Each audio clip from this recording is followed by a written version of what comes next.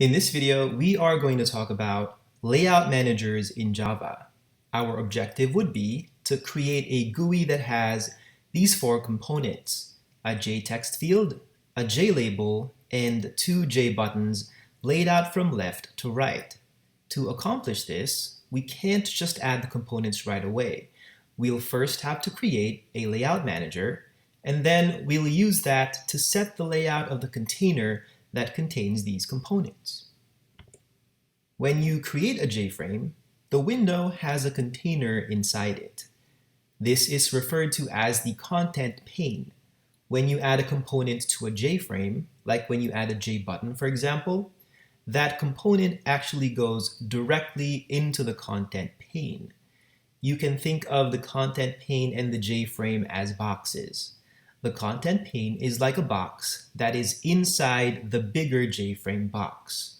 So it's like a box within a box. And then the inner box, the content pane, can contain more components inside it. To access the content pane, we use the getContentPane method. So you would say something like frame.getContentPane, and this would return to you a reference to the actual content pane. The data type of the content pane is container. So when you declare a variable to hold the content pane, you would use the container data type. The container class is part of the AWT toolkit, so you would have to import java.awt.container if you want to use the content pane. Now, going back to the analogy of the content pane being a box, if we wanted to put things in a box, we could organize the items in the box in many different ways. To specify the layout of how things inside that box are placed, we would need to choose a layout manager. A layout manager is an object that is used to set how components within a container are positioned and sized. The Java Standard Library provides us with various types of layout managers. There's a layout manager that divides the container into north, south, east, west, and center regions, called the Border Layout Manager. There's a layout manager that creates a grid, called the Grid Layout Manager. For our example, we're going to use the Flow Layout Manager, which is one of the simplest layout managers available.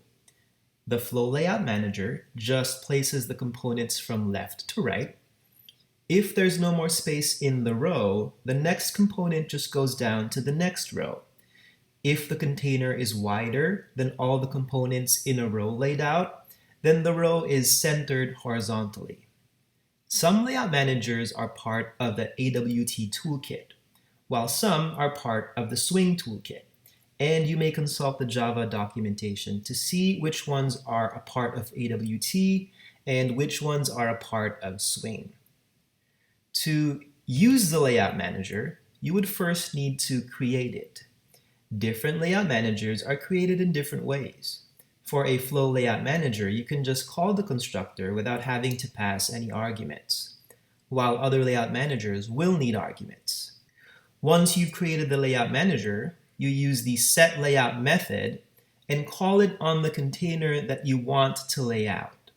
So for example, if you had a container named CP and a Flow Layout Manager named Flow, you would say cp.setLayout, and then you would pass to it Flow. And after that, you can begin adding components to the container. Instead of calling add on the JFrame itself, like what we did in our previous examples, we would call add on the container instead.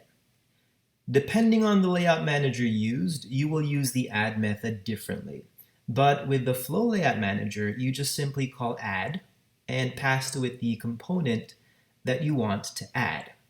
But if you use the Border Layout Manager, for example, you would also have to specify the region where you want to place the component. In the next video, we will edit our previous GUI demo example to use a Flow Layout Manager to manage the positioning of multiple components in our GUI.